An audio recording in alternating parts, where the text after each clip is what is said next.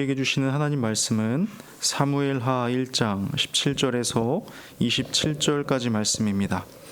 사무엘하 1장 17절에서 27절까지 말씀 한 절씩 교독하시고 마지막 절 합독하시겠습니다. 다윗의 이 슬픈 노래로 사울과 그의 아들 요나단을 조상하고 명령하여 그것을 유다 족속에게 가르치라 하였으니 곧 활 노래라 야살의 책에 기록되었으되 이스라엘아 내 영광이 산 위에서 죽임을 당하였도다. 오호라 두 용사가 엎드러졌도다. 이 일을 가데에도 알리지 말며 아스글론 거리에도 전파하지 말지어다. 블레셋 사람들의 딸들이 즐거워할까 할례받지 못한 자의 딸들이 개가를 부를까 염려로다. 길보아 산들아 너희 위에 이슬과 비가 내리지 아니하며 재물 낼 밭도 없을지어다. 거기서 두 용사의 방패가 버린 바 되미니라. 곧 사울의 방패가 기름 부음을 받지 아니함 같이 되미로다.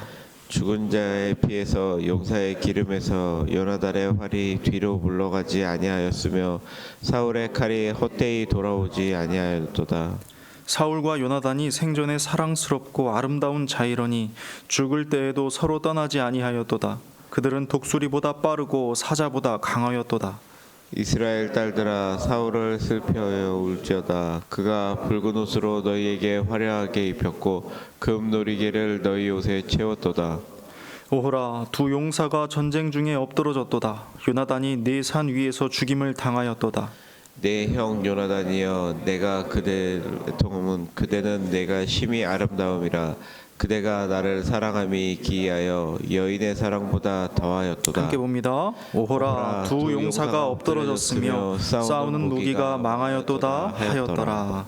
아멘. 사람이 원수를 사랑할 때는 그가 죽었을 때다라는 속담이 있습니다. 무슨 뜻인가요? 그만큼 어렵다는 거겠죠. 이 속담은 원수의 죽음을 보며 안타까운 마음이 든다는 말이 아닙니다. 원수의 죽음이 사랑스럽게 느껴질 만큼 잔인한 마음을 품었다는 뜻입니다. 분명하죠.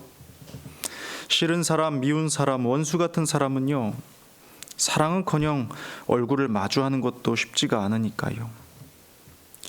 솔직히 원수의 몰락 앞에서 미소 짓지 않을 사람이 몇이나 되겠습니까? 결국 저렇게 될 줄 알았어. 속이 다 시원하다. 남의 눈에 눈물 나게 하면 제 눈에는 피눈물 나는 법이지. 하물며 나를 죽이려고 했던 사람이라면 어떻습니까? 타당한 이유가 있는 것도 아니에요. 오히려 선한 대우를 해준 나에게 달려드는 겁니다. 질투에 눈이 멀어서 혹은 자신의 기득권을 위해서 교묘하고 의도적으로 악의를 드러내는 사람. 정말 이런 사람이 있다면 죽어도 마땅하다고 생각하지 않을까요?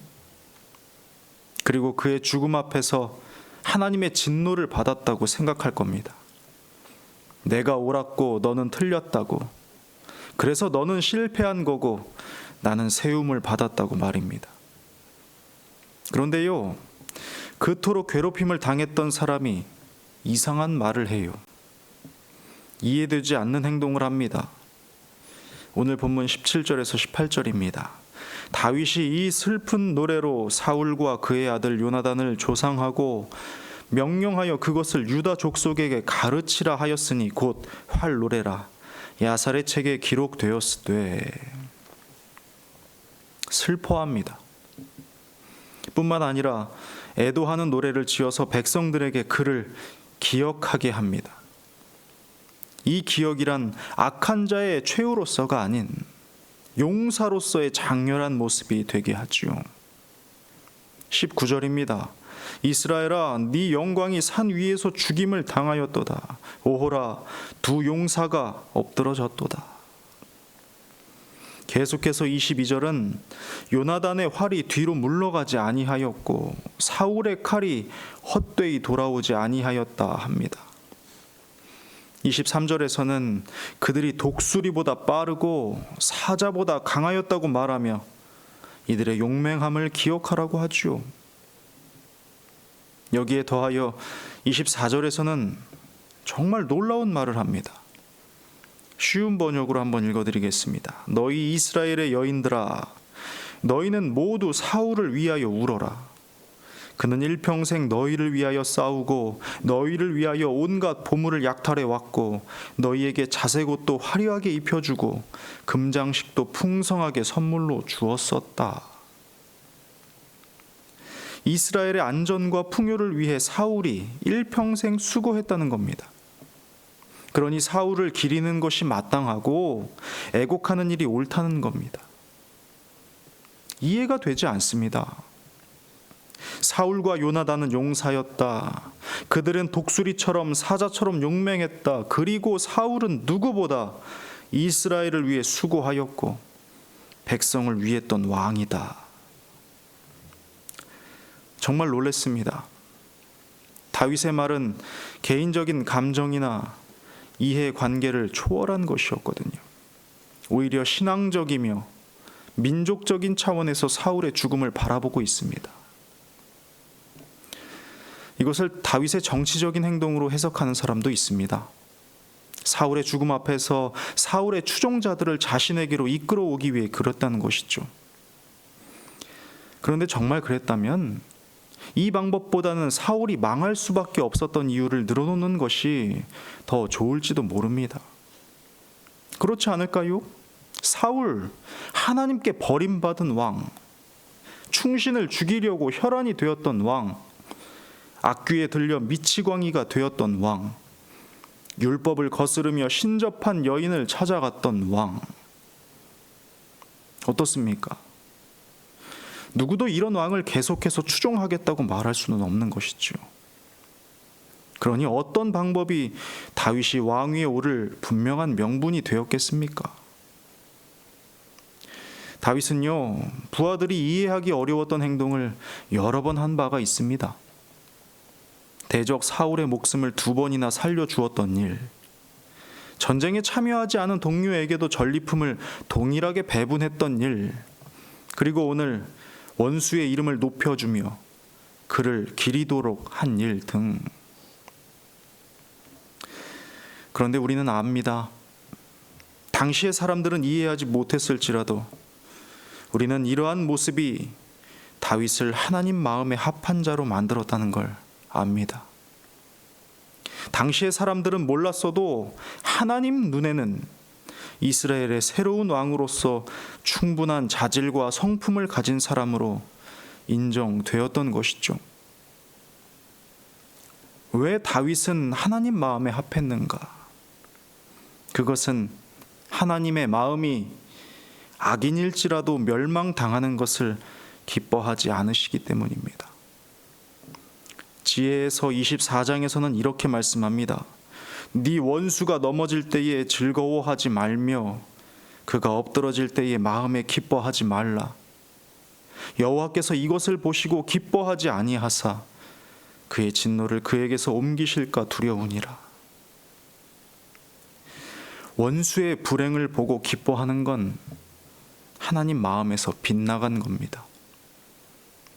하나님 마음은요, 원수까지도 사랑하는 것이었거든요. 주님께서도 친히 말씀하셨습니다. 오직 너희는 원수를 사랑하고 선대하며 아무것도 바라지 말고 구워주라. 그리하면 너희 상이 클 것이요 또 지극히 높으신 이의 아들이 되리니 그는 은혜를 모르는 자와 악한 자에게도 인자하시니라. 생각해 보세요. 악한 자에게 베푸시는 은혜가 아니었다면 나라고 살아남았을까요? 만약 우리가 원수의 불행을 마땅하게 여긴다면 내 눈에 들보는 보지 못하는 사람과 뭐가 다르겠습니까? 우리 중 어느 누가 나는 저 사람보다는 덜 죄인이라고 말할 수 있습니까? 정말 주님 앞에서 저 인간은 망해도 싸고 나는 그렇지 않다고 말할 수 있겠습니까? 사랑하는 여러분, 잊지 마십시오. 주께서 은혜를 모르는 자와 악한 자에게도 인자하시기 때문에 지금 이 순간에도 우리는 그 인자하심을 누릴 수 있는 것입니다. 그러니 우리도 서로에게 인자하게 대하는 것이 마땅한 일이 되는 겁니다. 주께서 악인의 멸망을 기뻐하지 않으시기에 지금 우리 또한 기다려 주시며 은혜를 베풀고 계시는 겁니다. 그러니 우리도 기다려 줄 줄 알며 원수에게도 은혜를 베푸는 것이 마땅한 일이 됩니다.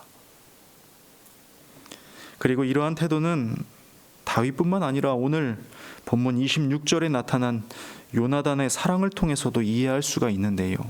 26절입니다. 내 형 요나단이여, 내가 그대를 애통함은 그대는 내게 심히 아름다움이라. 그대가 나를 사랑함이 기이하여 여인의 사랑보다 더하였도다. 요나단은 그 내면이 심히 아름다운 사람이었습니다. 아름답다고 말할 수 있는 것은 그의 사랑이 기이할 정도로 컸기 때문입니다. 요나단이 누굽니까? 사울의 아들입니다. 즉 합법적인 왕위의 계승자이지요. 여러분 잘 아시겠지만 매우 좋고 친밀한 관계에서도요, 이권이라는 게 걸리면 쉽게 변질이 되고 맙니다. 하물며 나의 왕위를 위협하는 대상이라면 두말할 필요가 없겠죠. 그런데 다윗을 향해 요나단이 한 말이 이렇습니다. 곧 요나단이 그에게 이르기를 두려워하지 말라. 내 아버지 사울의 손이 내게 미치지 못할 것이요, 너는 이스라엘 왕이 되고 나는 네 다음이 될 것을 내 아버지 사울도 안다 하니라. 두려워하는 다윗에게 두려워하지 말라고 안심시킵니다. 자신의 목숨을 걸고 다윗을 사울의 손에서 건져냅니다. 그리고는 스스로 왕위에서 내려와 다윗을 세워줍니다. 어찌 보면 다윗보다도 위대한 인물이 아니었나 싶습니다. 실로 다윗을 향한 요나단의 사랑은 우리를 향한 그리스도의 사랑과 오버랩 되는 것 같기 때문이죠.